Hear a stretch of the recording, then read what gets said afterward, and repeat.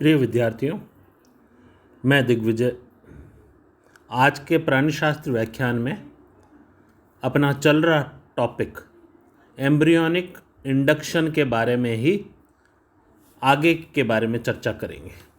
हमने पूर्व के व्याख्यान में इंडक्शन की परिभाषा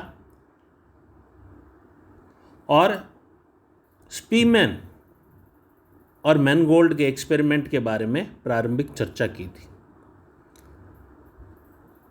उसके पश्चात आज जिस टॉपिक पर अपन बात करना चाहते हैं उसी को आगे कंटिन्यूटी के अंदर ये सब होता क्यों है। एक जो निषेचित अंडा होता है उसमें जो साइटोप्लाज्मिक पदार्थ पाए जाते हैं वो अनइक्वल समान मात्रा में अंडे के अंदर स्थित नहीं रहते। उनका डिस्ट्रीब्यूशन असमान ही होता है। ये जो डिफरेंट साइटोप्लाज्म के कंपोनेंट्स हैं उन्हें अपन मॉर्फोजेनेटिक डिटरमिनेंट्स कहते हैं और ये मॉर्फोजेनेटिक डिटरमिनेंट्स ही कंट्रोल करते हैं आगे के सारे जितने भी स्पेसिफिक सेल टाइप्स हैं उनके कार्य को। इस चीज़ को अगर वैज्ञानिक शब्द देना हो तो इसे डिफरेंशिएशन कहते हैं, विभेदन कहते हैं।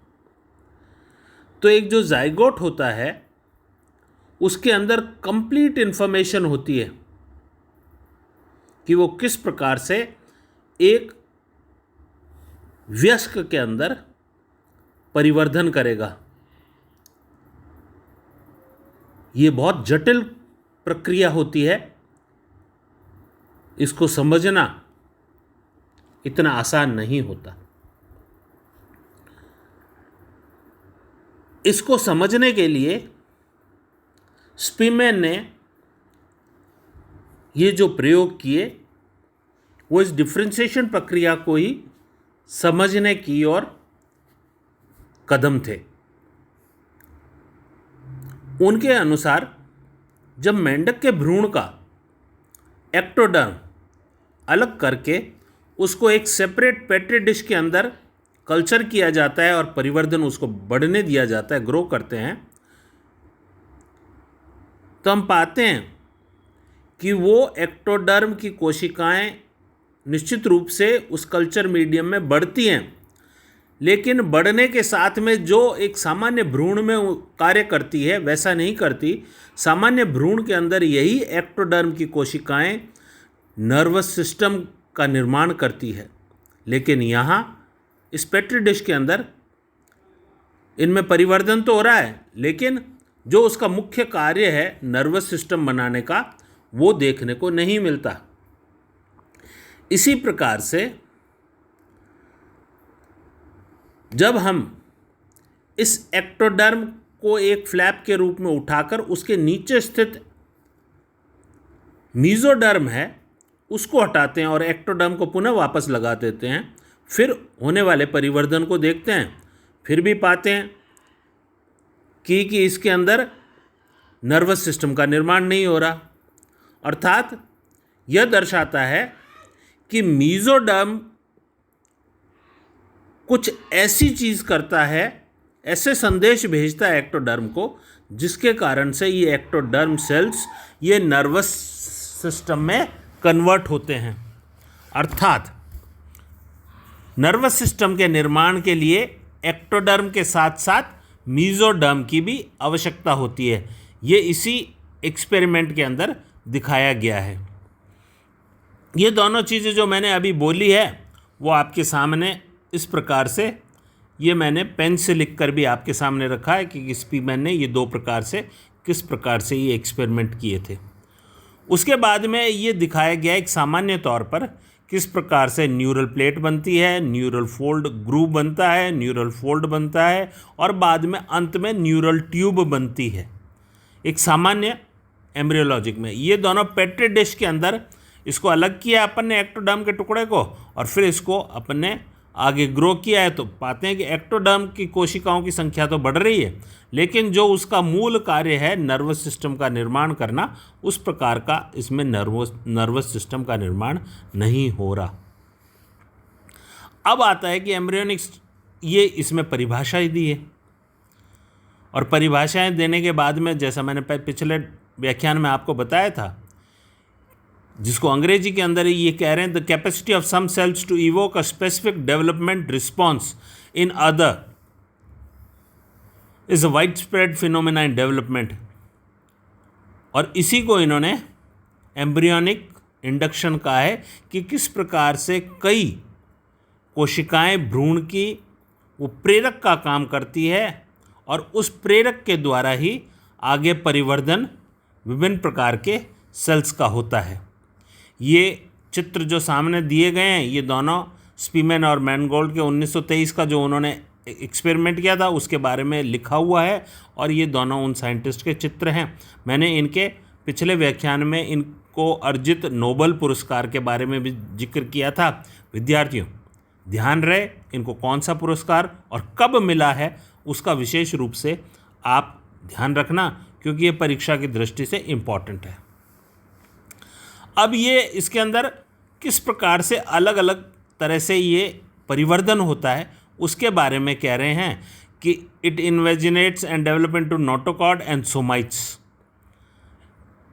It also induces the secondary embryo. अब सेकेंडरी एम्ब्रियो की जब बात करता है तो अपन इसमें देखेंगे सेकेंडरी एम्ब्रियो, ये इसको इसने जो भी ये करता है प्राइमरी स्पीमैन ने डॉर्सल लिप, जो पिछला एक्सपेरिमेंट अपन ने किया था, डॉर्सल लिप एक स्थान से डॉर्सल लिप की सेल्स को काटकर दूसरे विपरीत दिशा में दूसरे में ग्राफ्ट किया था, तो हमने पाया था कि वहाँ पर भी न्यूरल ट्यूब का निर्माण होता है, और उसे अपन ने डॉर्सल लिप एरिया को प्राइमरी ऑर्गेनाइजर शब्द काम में लिया है, और यही प्रक्रिया जिसके द्वारा ये प्राइमरी ऑर्गेनाइजर अपना कार्य करती है, उस सारी प्रक्रिया को प्राइमरी इंडक्शन कहते हैं।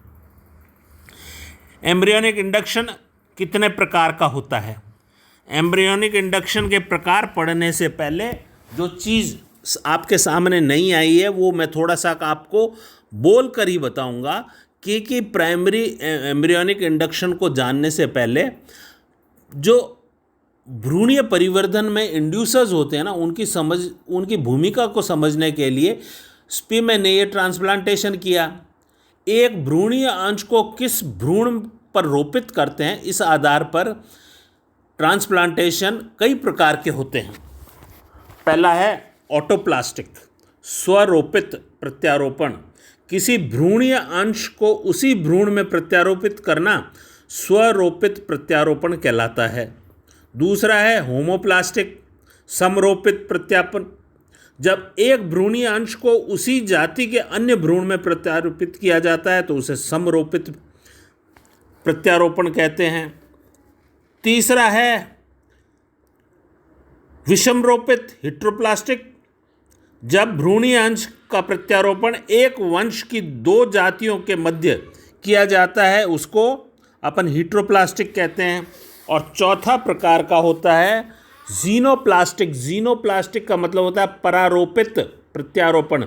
जब प्रत्यारोपण दूर के संबंध वाले प्राणियों के मध्य किया जाता है तो इसे जीनोप्लास्टिक कहते हैं। जैसे मेंढक और भेड़, इनके मध्य में अगर आप करो तो ये कहलाएगा जीनोप्लास्टिक। अब जीनोप्लास्टिक करने के बाद में, इतना जानने के बाद में, अब अपन आते हैं प्रकार, एम्ब्रियोनिक इंडक्शन के प्रकार। एम्ब्रियोनिक इंडक्शन दो प्रकार का होता है।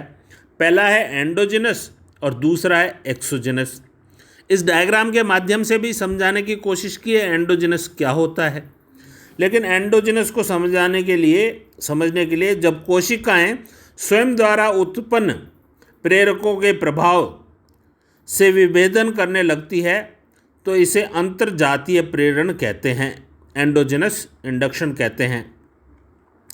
इस प्रकार के प्रेरण में रासायनिक प्रेरकों का विकास कोशिकाओं के भीतर ही होता है। यहाँ पर ये कॉर्डा मेसोडर्मल सेल्स का दिया। अब दूसरा है एक्सोजीनस बाह्य जात, एक कोशिका स्वयं प्रेरित न होकर अन्य ऊतकों या कोशिकाओं के विभेदन प्रेरित करते हैं, उसे बाह्य जात प्रेरण कहते हैं। जैसा कि पूर्व में वर्णित है, प्राइमरी इंड्यूसर्स के प्रभाव से अंतर्वलन की प्रेरणा होती है, जिसके कारण भ्रूण में आर्केंट्रॉन का विकास होता है। आर्केंट्रॉन के विभिन्न अंग विकास के दौरान विभिन्न संरचनाओं का विकास को प्रेरित करती है। अतः आर्केंट्रॉन के विभिन्न भाग विभिन्न प्रेरकों का कार्य करते हैं।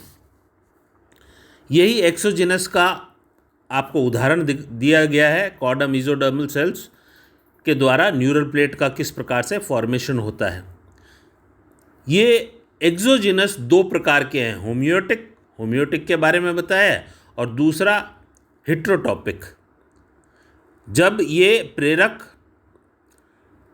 डिफरेंट टाइप्स ऑफ ऑर्गन्स व डिफरेंट ग्रुप ऑफ सेल्स या टिश्यूज के द्वारा प्रेरण करते हैं, तब इसको हेट्रोटॉपिक एक्सोजिनस कहते हैं। ये दोनों इसके उदाहरण भी दिए हैं आपके सामने। तो इस प्रकार अपना एम्ब्रियोनिक इंडक्शन, प्राइमरी इंडक्शन, इसका ये टॉपिक आज पूरा होता है, जिसके अंदर अपन ने पहले परिभाषा के बाद में स्पीमैन और मैनगोल्ड के 3 प्रकार के एक्सपेरिमेंट, फिर एक्सपेरिमेंट करने के बाद में हमने प्रत्यारोपण 4 प्रकार के, उनके बारे में चर्चा की, और फिर एम्ब्रियोनिक इंडक्शन के प्रकार ये अपन ने चर्चा की, मैं परिभाषा और उदाहरण सहित। विद्यार्थियों, इसका भी होम असाइनमेंट मैं आज आपको दूंगा।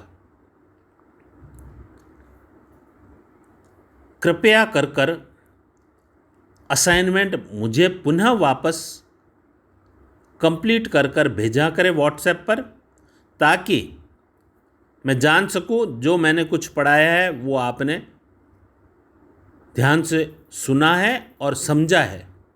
अगर फिर भी आपके किसी भी प्रकार की कोई समस्या हो तो व्हाट्सएप के माध्यम से या मेरे पर्सनल मोबाइल फ़ोन पर आप मेरे से जिज्ञासा पूछ सकते हैं।